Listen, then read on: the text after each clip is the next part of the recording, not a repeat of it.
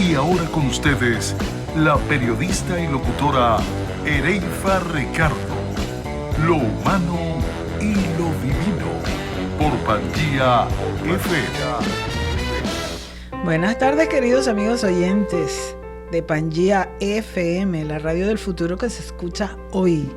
Como siempre, estaremos acompañándoles hasta las 6 de la tarde en su programa Lo Humano y lo Divino. En la dirección general, Edgar Paredes; en la producción, Randy Walls; en las cámaras y administración, Aymara Betancur, acompañada también de Tom, el amigo Tom que está por allá arriba, para que no nos salgan las arruguitas ni nada de eso. Bueno, magia.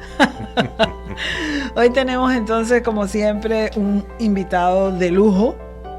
Él es nada más y nada menos que un gran amigo de hace muchos años, locutor, productor, animador, el papá de los pollitos, comunicador social, abuelo, papá, tío, una bellísima persona y un ser de luz. Buenas tardes, Eduardo Alemán. ¿Cómo Gracias, estás? Ereyfa. Un saludo, por supuesto. Muchísimas gracias por esa introducción.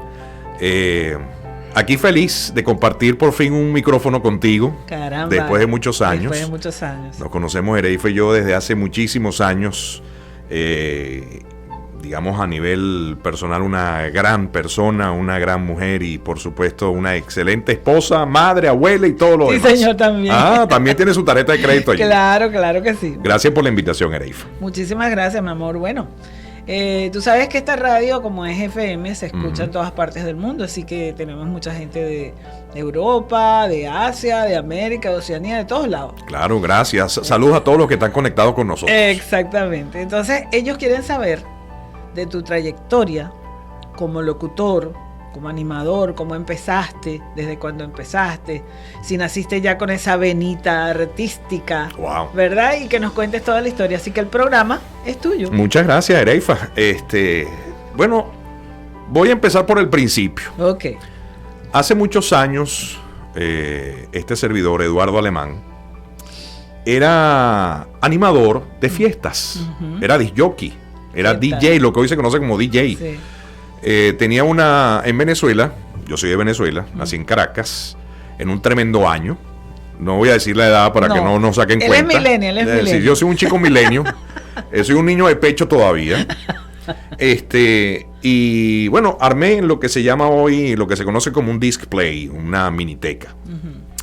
Y entonces yo me encerraba en el closet de mi cuarto y grababa los jingles, las promociones. En aquella época, estoy hablando de que quizá a principios de los 80, los grandes locutores en Venezuela que identificaban como Valdemaro Martínez, sí. Edgar Paredes, Jesús Leandro, Carlos Eduardo Boll, Enrique Hoffman. Esos eran los papaupa. Exactamente. Y así poco a poco yo creo que esos fueron los primeros pasos dentro del mundo de la locución, de la animación. Luego me caso y muy joven, por cierto. Sí, me casé bastante joven, no me arrepiento. Luego pasan los años y veo ya por supuesto mucho más adulto, ya había dejado aquello de las minitecas y todo lo demás, y veo un aviso de un curso de locución. Qué bueno. Y entonces le digo a mi mujer, mira, un curso de locución, me interesa, me gusta, examen, material teórico y práctico, etcétera, etcétera. Y entonces mi esposa me dice, hazlo, vamos a hacerlo. Y le digo, pero amor, es que y en ese momento yo estaba cambiando de trabajo, yo trabajaba en la banca en Venezuela. Había estudiado contabilidad bancaria y estaba trabajé en bancos que hoy ya no existen, Banco Consolidado, Banco Caracas, etcétera, etcétera. Y entonces aparece este curso de locución y mi esposa me inyecta ese ánimo que me hacía falta, me empuja. Te incentiva como siempre. Cuando llego a la oficina, aparece una persona barbuda, con lentes feos, con unas greñas. Su nombre era Edgar Paredes. Imagínate tú. Nuestro querido director. El director de Pangía FM. Nada más y nada menos que es de alguna manera mi maestro, mi mentor en esto de la radio. Y entonces, bueno, hicimos el curso de locución, lo paso. Luego viene la parte del examen ante el Ministerio de Transporte y Comunicaciones. El MTC. Y no paso el teórico. Caramba. Si no pasabas el teórico, no tenía derecho al práctico. Claro. A las semanas Edgar me llama. Eduardo, pide revisión, que fulano, mengano y sutano pidieron revisión y lo pasaron. Okay. Y entonces, bueno, sigo la recomendación de Edgar, voy al ministerio, pido la revisión. Cuando me dan el examen tenía 0,7 sobre 20. Yo digo, no, de 0,7, no había posibilidad de pasarlo. Claro. Y entonces empiezo a revisar el examen y le pregunto a la maestra Ereifa, maestra, ¿por qué tengo esta mala? Ah, no, está bien. ¿Y por qué tengo esta otra mala? Ah, no, está bien. Y tanto fue así que saqué al final 17 puntos. ¿Qué tal? ¿Qué error tan grande, no? Sí, no, un error, un craso error. Wow. Cuando ya me dan la calificación final, me dicen, espera un momentico. Me hacen el examen escrito, el oral, y también lo pasé y me convertí en locutor de la República de Venezuela. Cuando la bandera era de 7 estrellas. Sí, cuando la bandera era de 7 estrellas. Y entonces, así fueron mis primeros pasos en la locución. Luego, por supuesto, empecé en la radio. La primera emisora donde trabajé se llamaba Estudios 1300, que quedaba en Caracas. En Caracas, ajá. Creo que era la Florida. O el sí, la Campiña. Entre la Campiña y la Florida, porque yo trabajé también ahí. Sí. Y luego pasé de ahí a Tropical 990, y que era uno de mis sueños, y el otro sueño era el Circuito Unión Radio. Después pasé al Circuito Unión Radio cuando comenzaron las FM. Edgar Paredes estaba allí, pasó a las FM, a una de ellas, a Hit 100 se llamaba. Sí, sí. Éxitos 99.9, Hit 100 FM. Y entonces luego me fui a Maracaibo por cuestiones también, todavía trabajaba en banca y finanzas y los fines de semana en la locución. Y luego me fui a Maracaibo por la misma empresa bancaria donde estaba, terminé en una FM y eso se convirtió luego, lo que empezó como mi hobby, se convirtió en mi modus vivendi. Qué maravilla, ¿verdad? Porque eso es mágico, la radio es mágica. No, es una magia. A mí el señor micrófono, yo lo amo, lo respeto. Sí, yo también. Igualmente a los seguidores, a los oyentes, a los internautas que se conectan con Pangía FM. A ustedes los respeto, los admiro muchísimo porque sin ustedes no estamos nosotros. No, definitivamente. Sí, señor. Así fueron los primeros años de mi paso por la locución. Hasta ahora, en diciembre de este año, si Dios quiere, cumplo 30 años de carrera. Imagínate tú, 30 años, se dice fácil, pero no es tan fácil. No ha sido fácil, no ha sido fácil, pero ha sido sabroso, porque uno disfruta lo que hace. Obviamente, cuando pasa todo lo de Venezuela, cuando comienza la dictadura de Hugo Chávez, uno de los primeros pasos que intentamos dar mi esposa y yo era mudarnos. Y entonces surge la posibilidad de... Yo había venido a Estados Unidos un par de veces por cuestiones de trabajo. Una de ellas había sido una exposición en Orlando, precisamente de equipos de radio. Hay una exposición que se llama NAB, que es una exposición que hacen todo lo que es la empresa de servicios, de equipos, de antenas, de transmisores, de consolas, de software, de colecciones para hacer cortinas y fondos musicales. O sea, todo lo que es la radio internamente se hace esa exposición anualmente aquí en Estados Unidos. Y fui un par de veces, una de ellas a Orlando, y ya teníamos familia aquí. Mi esposa tenía a sus padres y un hermano aquí. Y mi esposa nunca había venido para acá. Cuando yo regreso, le digo, ¿por qué no te sacas? Vamos a sacarte el pasaporte, la visa, te vienes para acá. Y como estamos en ese trajín de cambiar, bueno, vamos a ver qué pasa aquí en Estados Unidos si te gusta. Y así fue. Como un día ella vino, regresa de sus vacaciones, me dice, me fascina Estados Unidos. Eso fue en el año 2000, en el año 2000. No había ocurrido tampoco lo de las Torres Gemelas. Todavía no, yo me vine también en el 2000, nos vinimos en el 2000. Y entonces cuando regresó me dijo, no, vámonos a Estados Unidos. Empezamos a hacer trámites para los muchachos, los niños estaban pequeños y en el año 2001 decidimos venirnos antes de las Torres Gemelas, del ataque de las Torres Gemelas. Sí. En julio del año 2001 nos vinimos para acá. Yo regreso a Venezuela, Y en el año 2001, pero en octubre, me vine definitivamente, en octubre del 2001 me vine definitivamente acá, después de las Torres Gemelas. Sí. ¿Por qué hago la acotación? Exactamente, ¿por qué hago el énfasis en el 2001? Y antes o después de las Torres Gemelas, porque Estados Unidos era otra cosa. Sí, completamente diferente. Estados Unidos era un país amigable, abierto, no tenía tantas, vamos a decir, restricciones como las pueden haber ahora. Era un país que creía en la gente. Y en lo que tú decías. En lo que tú le decías. Sí. Hay un formulario, no sé si todavía lo están entregando, porque como lo han automatizado todo, ya uno, obviamente ya uno es ciudadano americano, ya no necesita ese formulario, que es la I-94. Sí, ahí ya no existe, ya no te la dan. Te preguntaban cosas que tú decías, ¿cómo es posible que te pregunten cosas tan tontas? O sea, que si tú perteneces a una organización terrorista, o sea, cualquier persona puede mentir, pero Estados Unidos cree en la persona y esa es la base. Creía en la persona. Después de los ataques a las Torres Gemelas, esa filosofía lamentablemente la hicieron cambiar. Pero la noción de esta gran nación, de este gran país, más bien lo que hicieron fue relanzarlo. Le dieron un golpe bastante fuerte, pero se levantó de sus cenizas y hoy en día es Estados Unidos de América otra vez. Así es, bueno, aunque han pasado, como dices tú, demasiadas cosas, la gente ha cambiado muchísimo, las restricciones son mucho más grandes, pero bueno, dentro de todo el conglomerado vale la pena. Por supuesto. Lo que han hecho.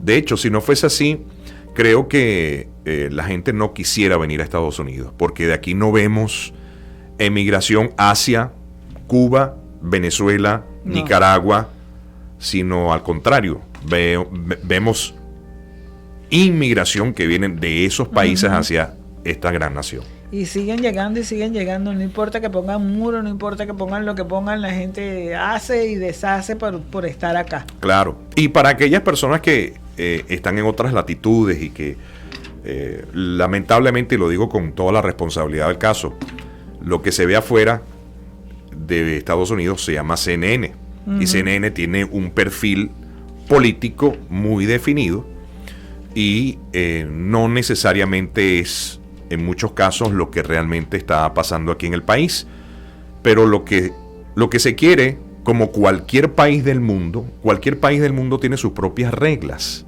es hacer cumplir las reglas de juego. O sea, tú quieres venir a Estados Unidos, tú quieres venir a este país, puedes hacerlo, nadie te dice que no, pero que lo hagas por los canales regulares, no por los canales irregulares. Y de paso cumplir con las leyes. Claro. Como dice el dicho español, al lugar que fuereis, haz lo que viereis. Exactamente. No lo malo, sino lo bueno. Lo bueno, exactamente. Y uno reconoce, por ejemplo, cuando uno viene de un país tercermundista, porque nuestros países latinoamericanos son países de tercer mundo, uno quisiera que nuestro país, por ejemplo, el mío, que es el mismo de Ereifa, Venezuela, fuera un país de potencia, si no de primera potencia, por lo menos segunda potencia, pero es un país tercermundista. Y cuando uno venía a este país, uno se admiraba de cómo las cosas funcionan a nivel, digamos, de ciudad, mantenimiento, belleza, toda la parte que realmente uno quisiera tener en nuestro país. Y si tú admiras eso, cuando decides tomar un paso tan importante como es emigrar de tu país para inmigrar a este, pues lo más elemental es seguir las reglas de juego. Y hacer un cambio tan radical, porque eso de tomar una decisión como esa, dejar a tu familia, dejar tu país, dejar tus comodidades, dejar tus colores, tus sabores, tus olores. Exacto, tus olores, tu profesión, porque muchas veces uno tiene una profesión allá y llegas aquí y tienes que empezar de cero. Empezar de cero. Y yo empecé de cero como todos los inmigrantes. Yo empecé lavando platos, recogiendo en la construcción ladrillos, haciendo delivery, hasta que un día, afortunadamente, siguiendo las reglas de juego, me llega un permiso de trabajo, luego me llega la residencia y con los años me hice ciudadano americano y aquí estoy, echándole pichón todavía como lo bueno. Y de paso, como te decía, cuando estábamos allá afuera, tú eres bendecido Amén, de gracias. Dios, porque comenzaste a trabajar directamente, claro, después de esos años, trabajar en lo tuyo. Sí. Tú sabes lo que es la bendición tan grande de uno hacer lo que uno hacía en su país. Sí. ¿Ah? Sí. Y ya tienes en esa empresa donde trabajas casi 17 años, ¿no? Comencé en la radio aquí en Estados Unidos, precisamente con este señor de la barba y de los lentes, el greñú Edgar Paredes. Ese greñú. Comencé con él en un proyecto que tuve él hace muchos años, que se llamaba sexoenradio.com. Ahí trabajé yo también. Sí, con señora. él, sí. Comenzamos en aquella época un grupo de personas que estaban soñando, por supuesto, con hacer lo que le gusta, que es la radio. Y luego de ese proyecto me fui a West Palm Beach. Ahí estuve trabajando en una emisora que se llama 11Q, la 1190M, se llama así, 11Q. Estuve allí, es un formato, una emisora básicamente para latinos en el condado de Palm Beach. Me trataron muy bien, el pueblo de West Palm Beach, excelente, la gente allá, tengo los mejores recuerdos. Y mucha gente venezolana que vive en West Palm Beach. Sí, hay mucho mexicano, obviamente, mucho boricua en West Palm Beach, mucho cubano también. Y luego de una experiencia muy grata, me vengo a Miami y comencé a trabajar, conseguí trabajo en La Poderosa. Comencé allí hace como unos 17, cuidado si no 18 años, allí con la familia Rodríguez. Y ahí estamos, trabajando en La Poderosa 670M. Pero empezaste como locutor de cabina y después... Sí, empecé como locutor de cabina, luego compartiendo una revista informativa con otras personas, con otros compañeros. Luego vino una oportunidad, incluso hasta un programa de humor me tocó hacer. Y yo decía, mira, yo no sé hacer chistes, yo no soy chistoso, me gusta reírme de los chistes, pero bueno, tuve hasta un personaje era una sátira, una mariposita, una mariquita, como le dicen, sí, de nombre Georgie, que pegó muy bien en la radio, le gustó mucha gente. Y estuve un tiempo también haciendo ese personaje, compartiendo un programa de humor, una persona que sí era chistosa, contaba chistes, etcétera, etcétera. Y el programa lo hacía menos la gente que compartía precisamente los chistes en una hora de programa. Y yo estaba allí compartiendo micrófonos también con este personaje, hasta que me salió la oportunidad de estar al frente de lo que yo estaba buscando, que era una revista informativa. Y hoy en día se puede decir que estoy todo a lo que es al frente del departamento de noticias de la emisora. ¿Tú mismo haces las noticias o te las pasan? En este momento yo soy el 21. Yo lavo, plancho, cocino, limpio los baños, hago café, hago delivery. Sí. Si hay que grabar un comercial, yo soy el técnico de grabación. Así que Edgar Paredes, si necesita un técnico de grabación, aquí estoy disponible. No, ¿cómo no? O sea, aquí están buscando. Por lo menos para que nos dé clases a todos los que todavía no sabemos bien. Sí. Así, yo mismo hago todo. Preparo estoy con este momento con 3 informativos en la mañana, al mediodía y en la tarde. Y ahí estoy yo al frente de todo aquello. Qué bueno. Y cuéntame entonces también, además de los inicios, cuéntame de tu trayectoria en los Estados Unidos. ¿Cómo te has sentido? ¿Sientes la necesidad de volver a Venezuela, aún como está, con el problema que está? ¿Has dejado familia por allá o no? Mira, venir a emigrar de tu país tiene una cuota de sacrificio. Ese sacrificio, parte de ese sacrificio, lo viví en carne propia. Durante un tiempo estuve, mientras lograba sacar la residencia de este país, mi padre fallece. Ay, eso sí es malo. Y cuando recibo la noticia, lo primero que hago es llamar a mi abogada y me dice, Eduardo, si tú sales de Estados Unidos, tú estás en el proceso de que te otorguen la residencia. No te van a dejar entrar y vas a perder todo el tiempo que has estado esperando. Ese es uno de los dolores que golpean fuerte a uno, uno de los golpes de la vida que tú no esperas. Y eso de alguna manera te endurece. te da enseñanza, te deja una enseñanza, pero también endurece. Fallece mi padre, no pude ir al entierro. Pasan los años, llega a la residencia, viajo a Venezuela, luego veo a mi madre, a mis hermanos. Después de tantos años, regreso, me hago ciudadano americano, viajo a Venezuela de nuevo. Ya la dictadura había avanzado en lo que era la destrucción del país, porque desde que llegó Chávez, esto, y como venezolano lo digo, no es Maduro. No. Esto es un proyecto maquiavélico que tiene 20 años. Sí. No 2 años o 3 años desde que está Maduro allí. Tiene 20 años desde que llegó Chávez, desde que llegó un golpista al poder. Siempre fui muy claro en eso, muy vertical en contra de el proyecto bolivariano, porque yo estaba en un medio de comunicación que fue tomado por el ejército. Esto tiene que ser el año el año 89, cuando hubo el primer intento de golpe de Estado. En el año 91 estábamos nosotros en plena ejecución de una emisora FM, y en el año 92, debo corregir, año 92, toman la emisora unos militares y dice: esto es un golpe de Estado, por favor colaboren. Yo llego a la emisora, veo a todo el departamento de prensa corriendo y me digo: ¿qué pasó? ¿Tembló? Digo: no, vale, que hay un golpe de Estado en ejecución. Y entonces ahí llegó el comando, llegó el capitán, muy decentemente, pero fue el único que fracasó en ese entonces fue Hugo Rafael Chávez Frías. Todo el resto del país había sido tomado. Él no pudo tomar Miraflores, afortunadamente.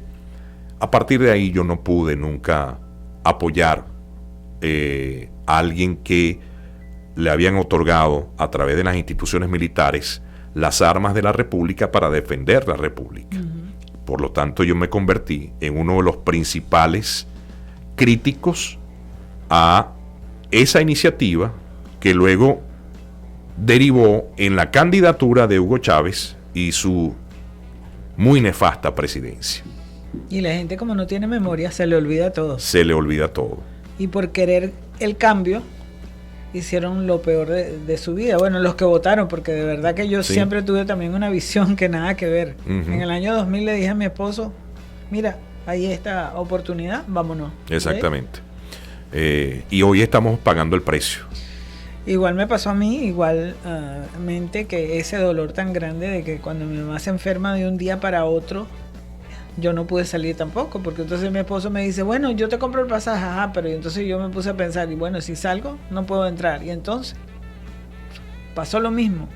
Es horrible, de verdad. Sí. Es tremendo eso de que te falte un familiar y en ese momento tú no puedas.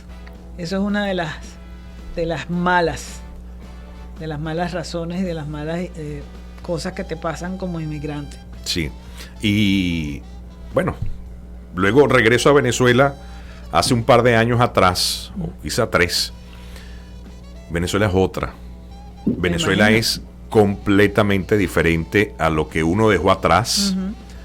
Y cuando digo Venezuela, tuve la oportunidad de ir a Valencia, a Caracas, y la miseria es el cuadro que tú ves en cada esquina, a cada venezolano. En Venezuela está completamente deteriorada. Tengo un hermano que vive en Naguanagua, en el estado Carabobo, y las calles en Naguanagua es como si hubiera, un bombardeo al estilo de Siria, de Irak, algo así. Las calles completamente destrozadas. No hay respeto por los semáforos, no hay respeto por las vías para ir de Valencia a Caracas, que era una autopista de 3 o 4 o de 2 canales.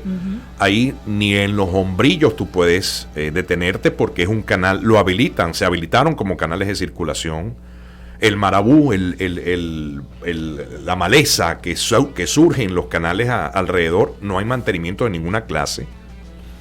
Y cuando llegas a la ciudad Caracas, a la ciudad capital, es suciedad, es casas y edificios desconchados, la pintura. Peor que Cuba. O sea, mira, algo así. El cuadro que se ve en Cuba es más o menos el cuadro que se ve en Venezuela.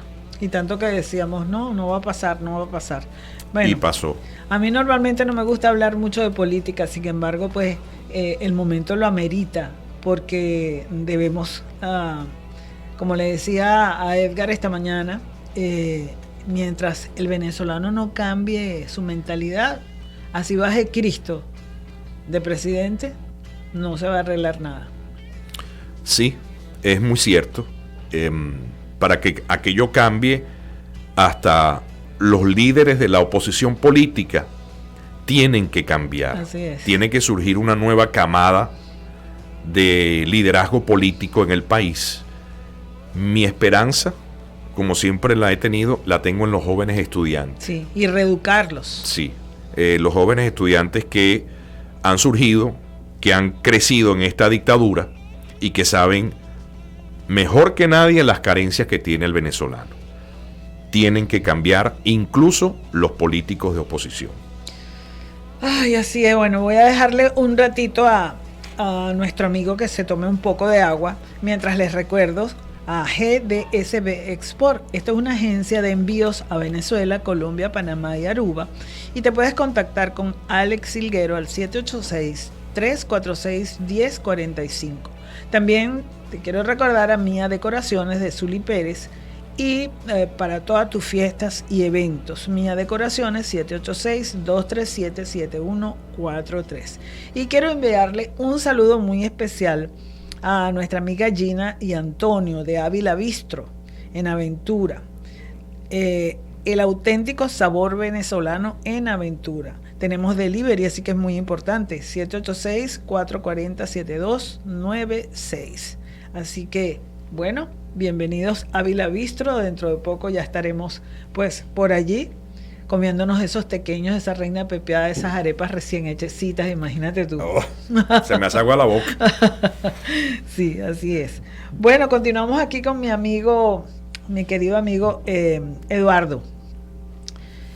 Pregunte, Reifa, pregunte. ¿Qué más te puedo preguntar de tu vida? Lo que usted quiera, lo que usted quiera.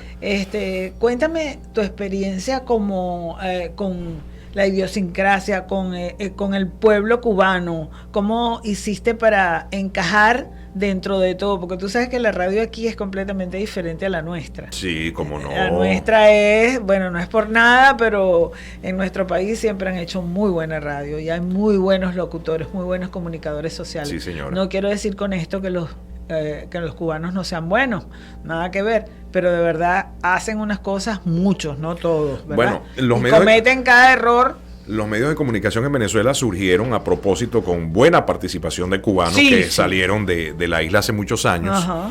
Y hablando de esa emigración que salió de Cuba hacia Venezuela, para responderte a ese nexo que tengo con los cubanos, me fue bastante fácil asimilarme con esto de los cubanos aquí en Miami, porque mi suegro, en paz descanse, era cubano. Sí, yo lo conocí.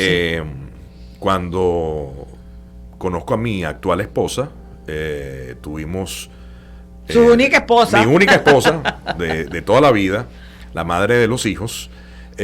Tuve la oportunidad de conocer un poco esa cultura cubana, ¿no? No solamente la parte de música, sino también la parte culinaria, hasta la parte cultural en el sentido de la religión. Para aquellos que conocen sobre la religión afrocubana, bueno, mi suegro era babalao, sí. De los buenos, de esos que no son que no era mentiroso, lo que te decía. Y no pesetero, nada de estar pendiente de sacarle nada a nadie, ¿no? Y eso se lo criticaba mucho mi suegra, por cierto, en Yo paz me descanse acuerdo que también. también se lo decía. Y por allí fue empezaron esos nexos con la parte cubana. Mi suegro tenía 40 años viviendo en Venezuela y uno le escuchaba hablar y es como si estuviera recién llegado de La Habana. Alberto, la corbata, Eduardo, ven acá. O sea, el propio, hacer que volar, ¿no? Sí. Y era una persona muy afable, una persona muy sencilla. Una anécdota, en una época fuimos a cenar a mi casa por Navidad y llevo a mi novia en aquella época y me dice, ¿dónde está? Porque el plato navideño tradicional es la yaca, el pan de jamón, la ensalada de gallina y ya, ¿no? Y Carmen me pregunta, ¿dónde está el arroz moro y la yuca con mojo y el puerco? Y yo le digo, aquí somos venezolanos, aquí no hay nada de cena cubana, esto es netamente venezolano, porque ellos ligaban en su casa la yaca, el pan de jamón, la ensalada con el arroz moro, la yuca con mojo y también el puerco. Así es una anécdota bien simpática que siempre recuerdo. Esos fueron los primeros pasos, digamos, de nexo con la cubanía. Y cuando llego aquí me fue muy fácil porque conocía parte ya de esa trayectoria. Cuando tomo el café cubano, la famosa colada, a mí me encantó. Me enamoré de la colada cubana. ¿Por qué? Porque el café venezolano es aguadito. Guayoyo. Es un suavecito. El más fuerte venezolano es el negrito. Y el negrito no se le acerca, pero por nada al café cubano. El café cubano es sumamente fuerte, es sumamente dulce, tiene mucho café y tiene mucho azúcar. Y a mí me encantó, yo me enamoré la primera vez que tomé el café cubano, que ni siquiera en Caracas, que en Caracas había una comunidad cubana bastante amplia. Y habían restaurantes cubanos que estaban, digamos, repartidos por la capital, que uno visitaba mucho. La Habana Vieja, el de Naona, la Bodeguita del Medio. La Bodeguita del Medio que quedaba ahí en Sabana Grande. ¿verdad? Sí, entonces nunca había probado el café cubano, lo probé aquí y me encantó. Ese fue otro nexo que me enamoró de la comunidad cubana. Como decía un compañero que yo tenía ahí en el spa donde trabajo, porque aquí estoy prestada a la salud, como todo el mundo sabe. Y aprendí a hacer el café cubano. Entonces me decía, ya te puedes casar con un cubano, divórciate del venezolano y te casas con el cubano. No, yo estoy feliz con mi venezolano, le decía yo. Ay, Dios mío. Sí, pero la verdad que sí, el café, lo que pasa es que ese café te acelera por todo el día. Es verdad, pero es muy rico, es muy sabroso. Y hoy en día, si no tienes una colada ahí tempranito en la oficina, te quedas dormido. Eso es la verdad. Yo empiezo bien temprano. ¿A qué hora empieza? Me levanto a las 4 de la mañana, wow, porque ya a las 5 estoy en la emisora bajando noticias, sonidos, audios de diferentes medios de comunicación en el mundo, actualizando la parte informativa para presentarla a la audiencia. A las 6 de la mañana que empieza el programa. A las 6, o sea que desde las 4 y te queda muy lejos en la distancia, o sea, está muy lejos de tu casa. Bueno, a esa hora, a las 4 de la mañana, no hay nadie en la autopista, no hay nadie en el estacionamiento, entonces yo estoy tranquilo. La hora de regreso a casa sí es un poquito pesada porque por el tráfico y todo lo demás, pero a esa hora no hay nadie, entonces en 15 minutos estoy de mi casa en el trabajo. Bueno, ahora te voy a hacer unas cuantas preguntas y tú me vas a decir qué es el significado. Ok. ¿Familia? Todo. Buenísimo. ¿Música? Relax. ¿Todo el tiempo? De vez en cuando puedo, pero me relaja. ¿Amor? Mi esposa. Qué lindo. ¿Fidelidad? Mi esposa. ¿Qué más te podemos preguntar a ti? Lo que tú quieras, lo que tú quieras saber. Soy cristiano, católico, apostólico y romano. También. Sí, señor. ¿Dios? Mira, Dios es mi todo. Tu alfa y tu omega. Sí, de principio a fin. Yo tengo varias anécdotas en la parte, digamos, de fe. Yo soy primero cristiano, creo en Jesús, en el mensaje de Jesús, creo en el Cristo, en el Salvador. Fui criado, de hecho estudié en un colegio de padres agustinos bajo la fe católica y uno va creciendo y uno se va, digamos, creando su propia, vamos a decir, su propia visión. Su propia visión. O su propia espiritualidad. Exactamente. Creo que las religiones las creó el hombre y más que unir han separado. Detrás de una religión se escudan para asesinar, para matar, para engañar, para violar. Y en nombre de Dios hacen un montón de cosas. Exactamente. Mi fe con Dios es una sola. Como católico aprendí algo muy importante. La Virgen María, la Madre de Dios, para mí es fundamental.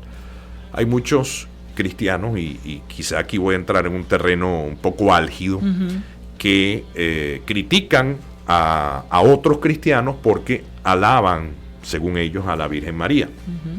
Nosotros no alabamos a la Virgen María. Los católicos adoramos a la Virgen María. Sí. ¿Por qué? ¿Cuál es la diferencia? Si tú tienes tu madre, tú adoras a tu madre. Pues sí. ¿Verdad? O sea, tú no vas a dejar que a tu madre le pase nada, es la que te trajo al mundo, etcétera, etcétera. Bueno, algo así es para nosotros María. Es nuestra madre. O sea, ¿cómo no voy a amar a mi madre? ¿No? Dicho esto, mi experiencia ha sido, por ejemplo, con María, bella, hermosa. Yo siempre te sigo en las redes sociales y te pongo todo amén, Sí. porque de verdad me encanta todo lo que... Hace muchos años estábamos en Maracaibo. Mis 3 hijos estaban muy pequeños. Era un año mariano. Creo que fue en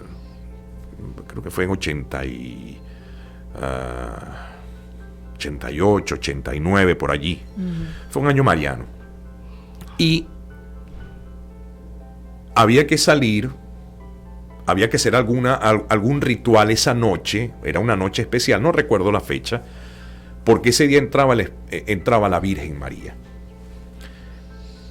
Y salimos, los vecinos en el edificio, mi esposa, agarramos a los muchachos y salimos, era a las 9 de la noche. Había que estar un rato allí porque llegaba la Virgen, entraba la Virgen. Bueno, 10 de la noche, yo agarro a mi esposa y le digo, oye, aquí no vino nadie, vámonos. Subimos al edificio, al apartamento, mi hermana me llama y me dice que a sus hijas, tenía 3 o tiene 3, a una se le apareció, sintió el olor a rosas. La rosa mística, ¿no? Sí, otra vio no sé qué y la otra sintió no sé qué. ¿Y a ti qué te pasó? Yo le digo, mira, nada. Me dice, ¿te viste las manos? En ese momento, yo estaba en donde tenía yo el teléfono, era un pasillo que daba hacia los cuartos y estaba la luz apagada. Cuando enciendo la luz, me veo las palmas de las manos, tenía las manos llenas de escarcha. Qué lindo. Las dos. Qué lindo. Full de escarcha. Pero no es una escarcha como la que se usa para adornar en Navidad. En Navidad y todo eso. Era algo indescriptible, que en cuanto yo lo vi, simplemente me arrodillé a llorar, a pedir perdón, a dar gracias por lo que me estaba sucediendo. No sabía qué hacer con mis manos llenas de escarcha. Qué belleza. Mi esposa las vio, llamó a mi hermana y le dice, Eduardo tiene las manos llenas de escarcha. Ay, qué emoción, qué lindo.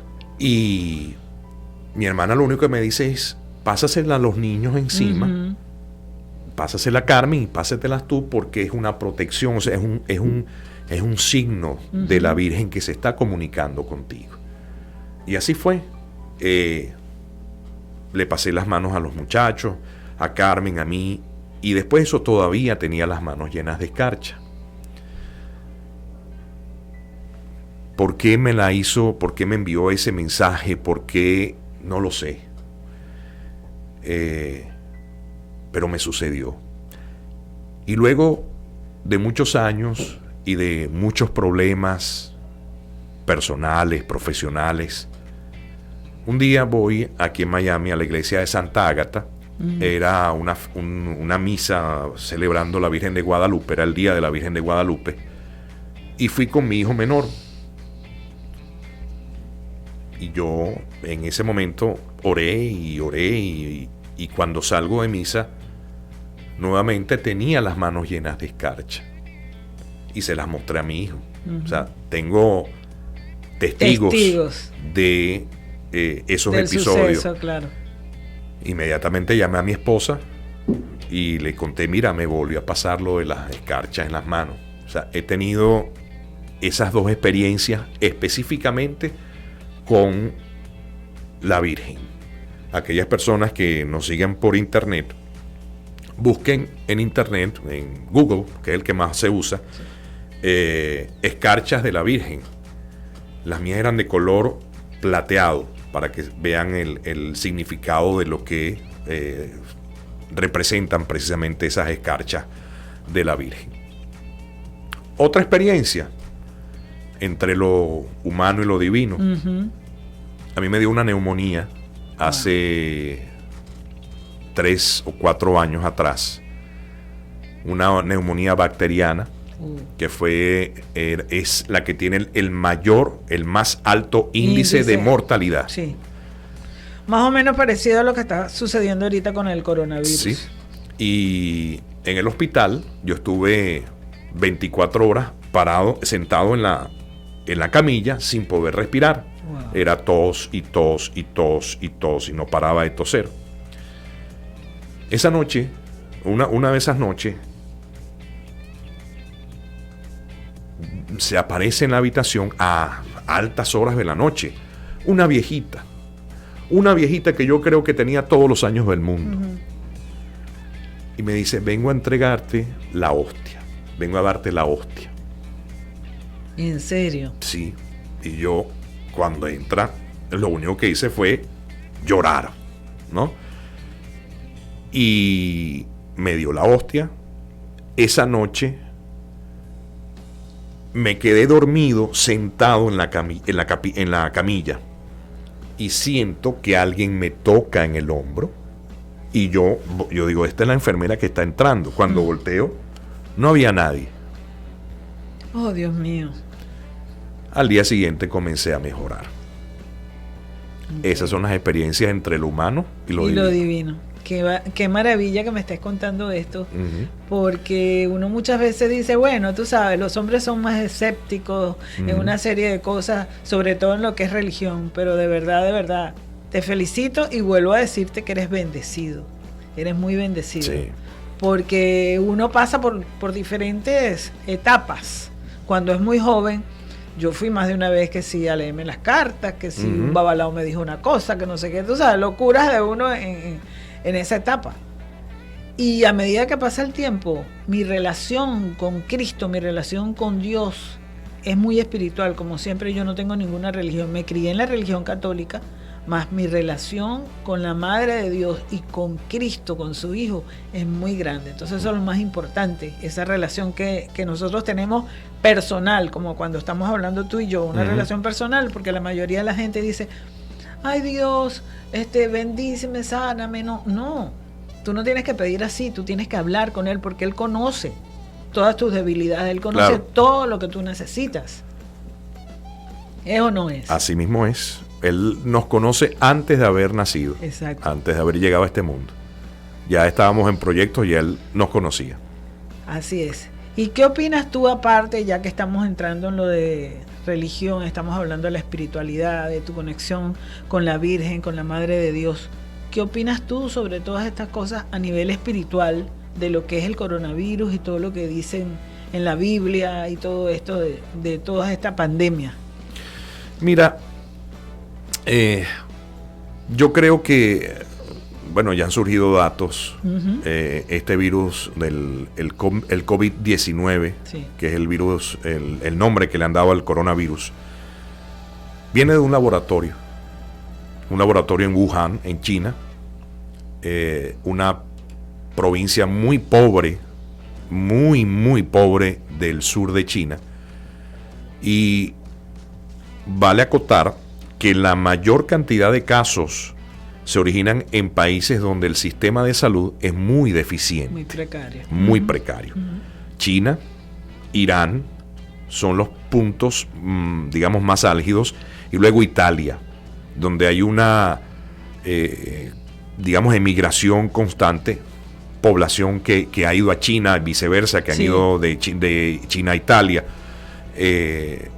También hay un clima adecuado en Italia para que crezca, para que se desarrolle y para que se esparza este virus.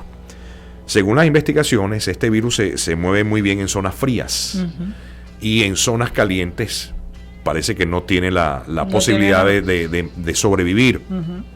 Por eso es que en el sur de Florida, donde estamos, cuando comience la primavera, que ya está a punto de comenzar, nos vamos a beneficiar. Según los análisis que se han hecho, no sobrevive el virus a una temperatura mayor a 90 grados. Uh-huh. Entonces, a nosotros nos va a beneficiar. Con respecto a tu pregunta, como te dije, como es producto de un laboratorio, yo creo que fue un descuido. Y como actúan estos regímenes, uh-huh. Me refiero al gobierno de China, donde ellos simplemente dejan informar lo que a ellos les interesa. Estuvo tapado lo del coronavirus durante mucho tiempo, no pudieron taparlo más y sale a la luz pública. De hecho, la primera persona que sale y denuncia lo que estaba pasando con el coronavirus, inmediatamente la sacan del hospital, la silencian, la meten presa. Yo pienso que el mundo tiene que cambiar. Yo creo que el ser humano tiene que cambiar, tiene que ver un poquitico más internamente, abrir su corazón, cambiar la forma de actuar, porque en muchos países, incluso este, Estados Unidos, hay un gusto por dejar de nombrar a Dios, que muchos piensan que es la moda, uh-huh. Pero incluso hasta a nivel político. Aquí hace años hubo un proyecto que llegó al Congreso de Estados Unidos para sacar un emblema, un ícono, un eslogan que forma parte de esta gran nación desde su nacimiento. In God we trust. En Dios confiamos. Está la verdad, en Dios confiamos. Que forma parte de todos los papeles oficiales de Estados Unidos, uh-huh. Forma parte de edificios oficiales federales de Estados Unidos, y hubo un proyecto en el Congreso durante la administración de Barack Hussein Obama para sacar eso del gobierno. O sea, si tú quieres sacar a Dios de lo que ha sido parte desde tu nacimiento, creo que no vamos en buena dirección. No, definitivamente no. Entonces, creo que el mundo tiene que cambiar. Hay que hacer cosas positivas para inculcarle a los más pequeños, donde quiera que se encuentren, el amor por Dios. No importa cómo tú lo llamas. Universo, Dios, la Virgen, como quieras llamarlo. Alá, sí, Jehová, es el mismo. En todos los grupos religiosos, y para tomar como referencia los 3 grupos monoteístas más grandes con mayor cantidad de seguidores del mundo, el judaísmo, el islam y el cristianismo, en los 3 grupos hay grupos que son radicales, que cometen errores, vamos a decirlo de esa manera, y utilizan a Dios como escudo, como excusa. Llámese judío, ortodoxo, ultraortodoxo, uh-huh. Llámense los islamistas radicales, yihadistas, o llámense los cristianos que se hacen llamar cristianos ortodoxos o qué sé yo. Cometen errores. Yo he sido siempre del pensar, yo he ido a una iglesia cristiana, a una iglesia evangélica, a una iglesia católica, he ido a un templo judío, no he entrado todavía a una mezquita, pero sí he entrado a una sinagoga, y creo que tiene que haber un punto de encuentro entre todas las religiones para reconocer a Dios como uno solo, uh-huh. No uno repartido en 3 o en 5 o en 10, sino como uno solo. Y todo eso pasa, y está escrito, por el reconocimiento del Salvador. Definitivamente así es. ¿Y qué opinas? Tú sabes que hay por ahí rodando entre tantas cosas, porque por eso se llama el programa Lo Humano y lo Divino, y cambiamos de una cosa a la otra. Uh-huh. ¿Qué opinas tú? Hay un video que, por cierto, me llamó muchísimo la atención y yo lo posteé, de un médico, creo que es dominicano, el médico, y al lado él tiene pasando todo un video de Los Simpsons. Uh-huh. Yo no sé si lo viste, yo creo que te lo mandé. ¿O sí, lo mandaste, pero no lo he visto. Entonces, ahí están las comiquitas estas, como le llamamos nosotros, los cartones pues de Los Simpsons, y han, como se dice, pronosticado o han dicho cosas mucho antes de que sucediera, ¿no? Hay uno que es muy viejo y dicen, el mismo Simpson, Homero Simpson, dicen que vamos a programar un virus para que todo el mundo se quede quieto en sus casas y haya una pandemia y haya pánico a nivel global. Y entonces llegan, le traen un regalo a Maggie, a la esposa, y cuando ella abre la caja salen un montón de bichitos, de animales, de cositas, y así va pasando. Después también dijeron, hace mucho tiempo también los Simpsons, el creador de los Simpsons, dice que Trump iba a ser el presidente. En ese tiempo ni siquiera pensaba él que iba a ser el presidente. Entonces así sucedieron muchísimas más cosas. Y entonces pregunta el médico, ¿y entonces por quiénes estamos dirigidos? ¿Son los Illuminati? ¿Quiénes son? Mira, hay mucha gente que cree en esto de las teorías de los Illuminati, el poder detrás del poder. Yo sí creo que hay un poder detrás del poder.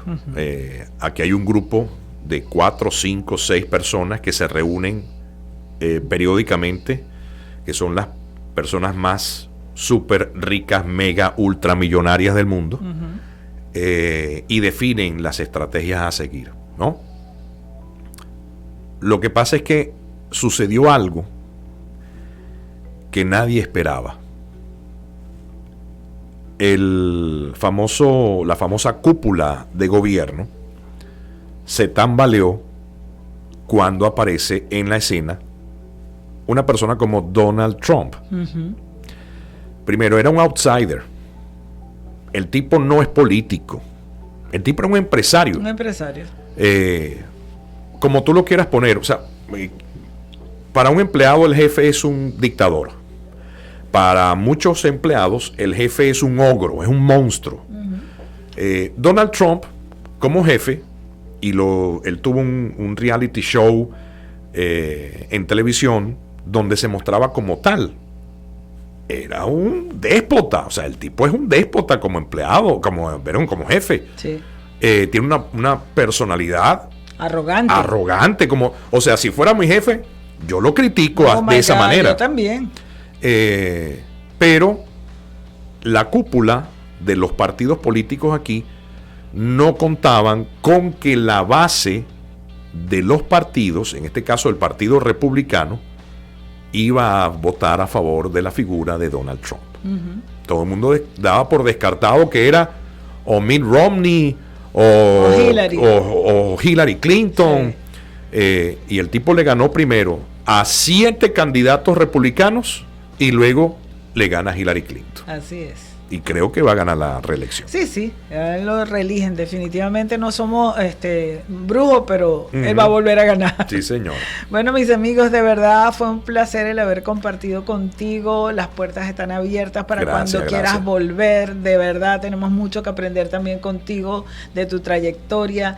Lástima que no tenemos más tiempo porque queríamos hacer hasta algo como una radionovela y hacer comerciales. Ya están las chicas esperando allá afuera del próximo programa. Así que, mis amigos, piensen lo bueno y se les dará. Y recuerden que cada día que abran sus ojitos, agradezcan por estar y agradezcan por ser. Amén. Un beso.